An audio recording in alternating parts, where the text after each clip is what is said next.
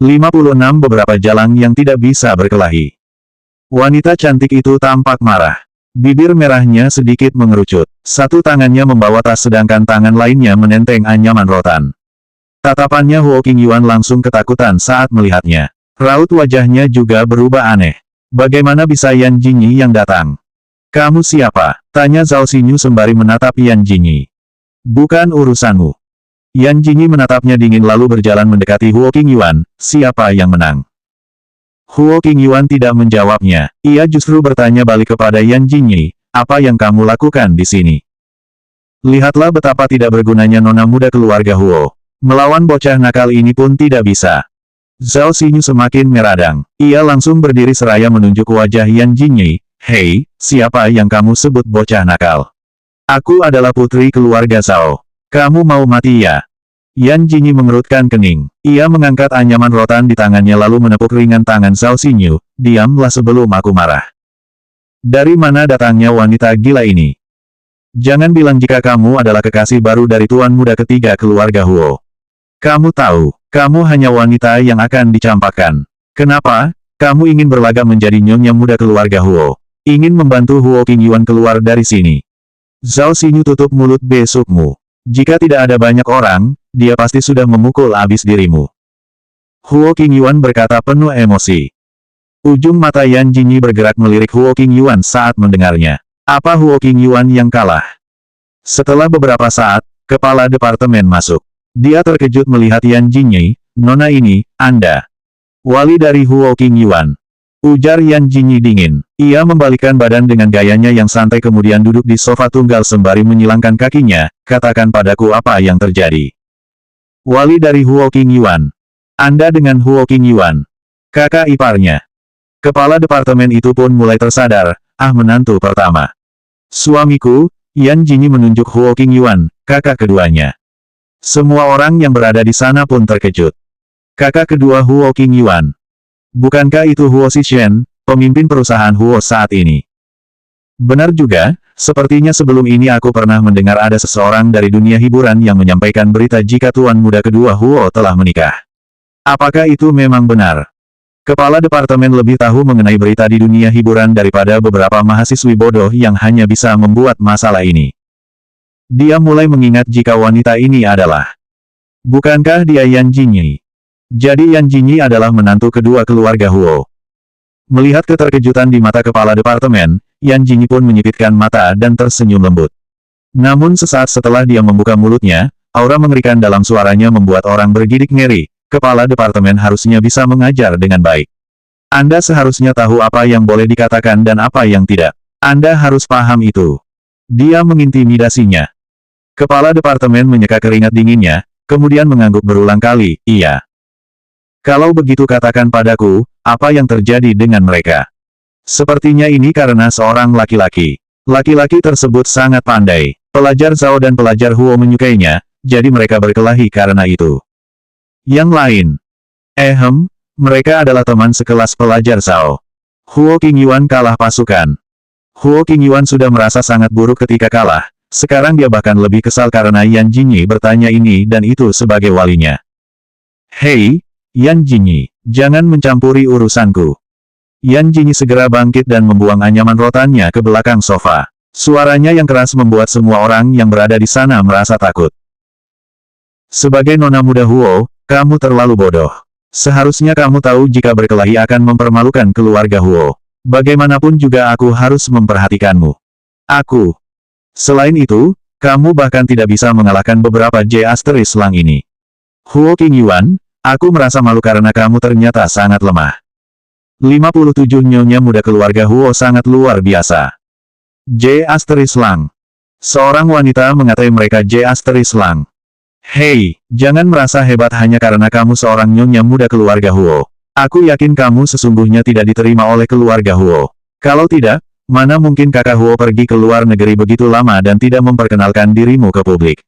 Dasar pembual, menjijikkan. Yan Jingyi tiba-tiba tersenyum lembut, apakah kamu baru saja menyebutku menjijikkan? Ya benar, kamu sama menjijikkannya dengan Huo Qingyuan. Huo Qingyuan sangat marah. Tidak peduli sebenci apapun dia pada Yan Jingyi, tetap saja tidak boleh ada orang luar yang menghinanya. Apalagi setelah identitas Yan Jinyi terbongkar, bukankah itu sama saja dengan mempermalukan keluarga Huo secara terang-terangan?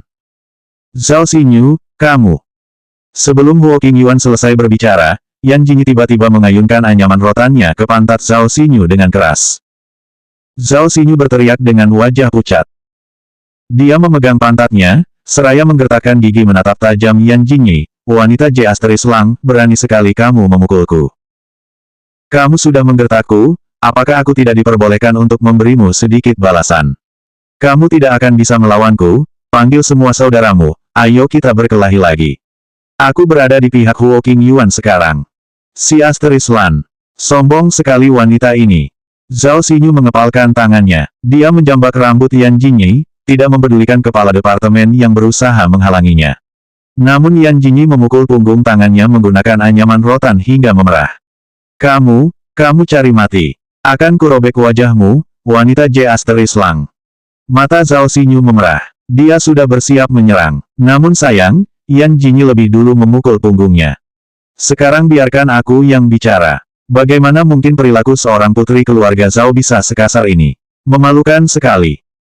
Jinyi berbicara seraya mengayunkan anyaman rotannya, kamu berani menggertak Huo Qingyuan karena kamu pikir tidak ada keluarga Huo yang akan datang ke sini bukan? Omong-omong, dadamu besar sekali seperti Gunung Everest. Aku tidak tahu apa yang kamu lakukan dengan. Jinyi menghancurkan Zhao Xinyu seperti melumat kacang. Zhao Xinyu kehilangan kata-kata, bahkan tidak memiliki kesempatan untuk membalas.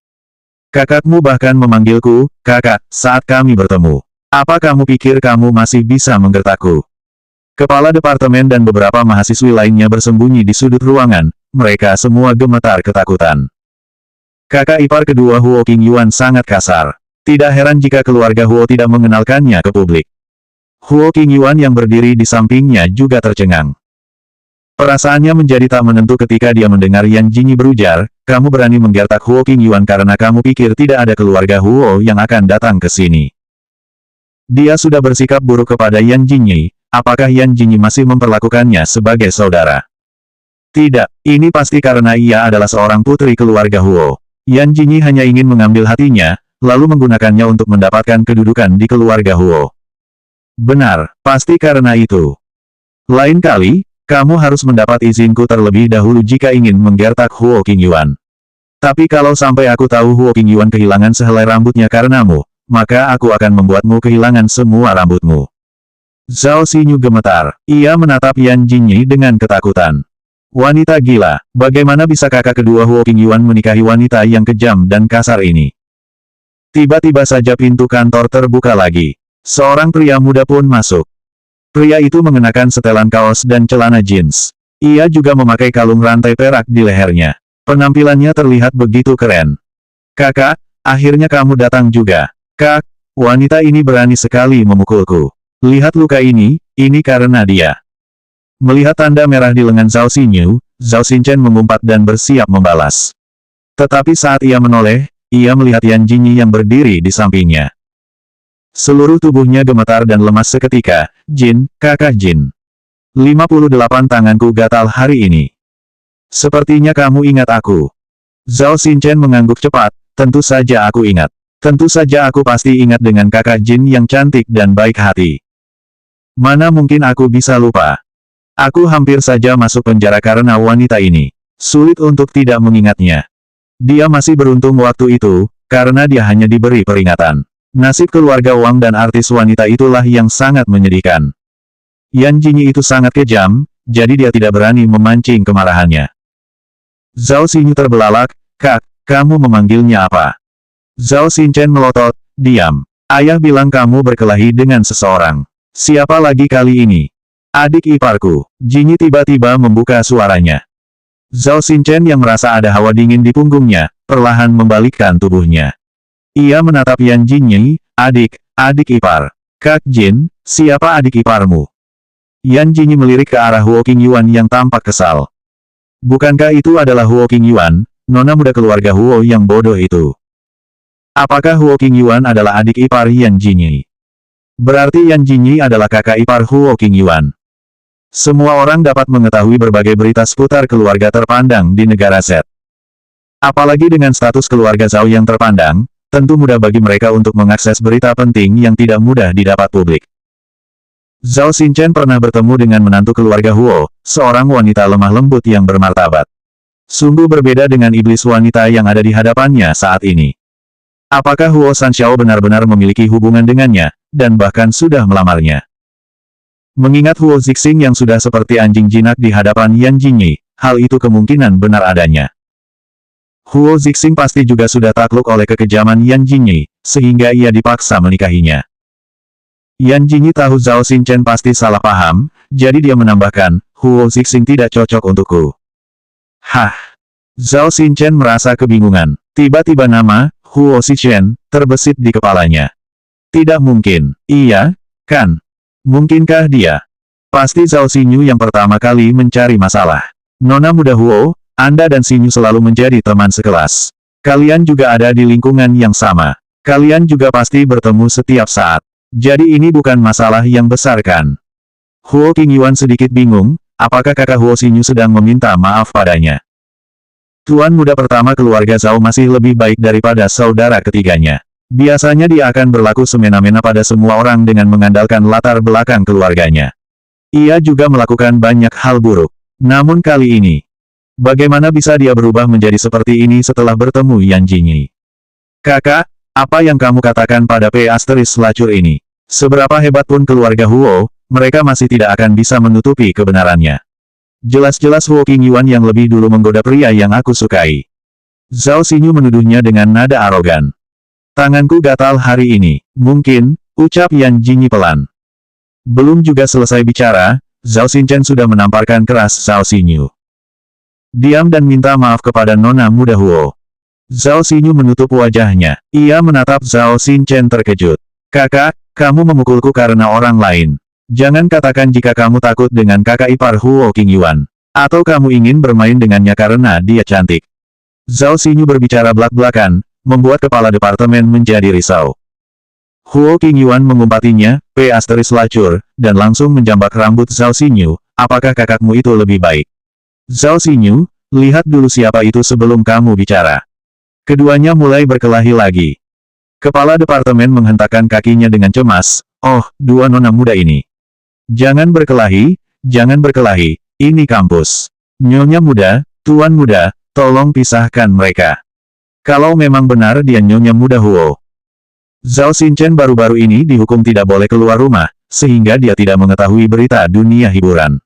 Ini saja karena ayahnya mendengar Zhao Xinyu membuat masalah di kampus, jadi dia dibolehkan keluar.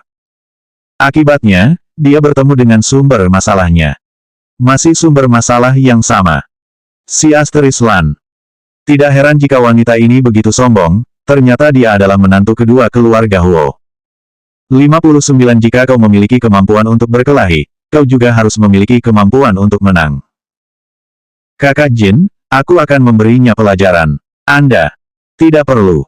Yan Jingyi menatap bimbang anyaman rotan di tangannya. Ia melihat sekelilingnya dan menemukan kemoceng dari bulu ayam di atas keranjang lukisan.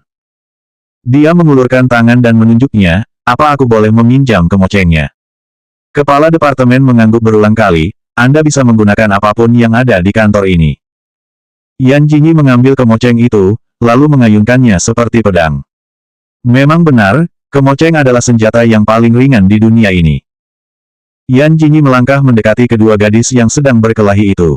Kepala departemen dan beberapa mahasiswi lain menatapnya dengan bingung, sementara Zhao Xinchen menatap wanita itu dengan penuh ketakutan. Jingyi meraih kerah baju Huo Qingyuan lalu menyingkirkannya. Ia mendekati Zhao Xinyu dan segera memukul tubuh nona muda Zhao tersebut dengan kemoceng yang ia pegang. Aku sudah memperingatkanmu, jika Huo Qingyuan kehilangan sehelai rambutnya, maka aku akan membakar seluruh tubuhmu. Akan kubuat kau menjadi buta dan tuli. Tidak akan kubiarkan kau melarikan diri. Pukulan kemoceng itu jauh lebih keras daripada anyaman tadi. Zhao Xinyu bahkan merasa seakan mau mati karena pukulannya. Dia menutupi pantatnya dengan air mata berlinang, wanita gila.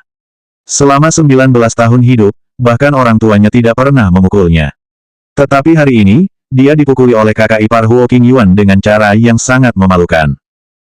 Dada Zhao Xinyu kembang kempis. Matanya menatap tajam ke arah Yan Jingyi, mati kau. Dia mengambil gunting di atas meja, kemudian menerjang ke arah Yan Jingyi.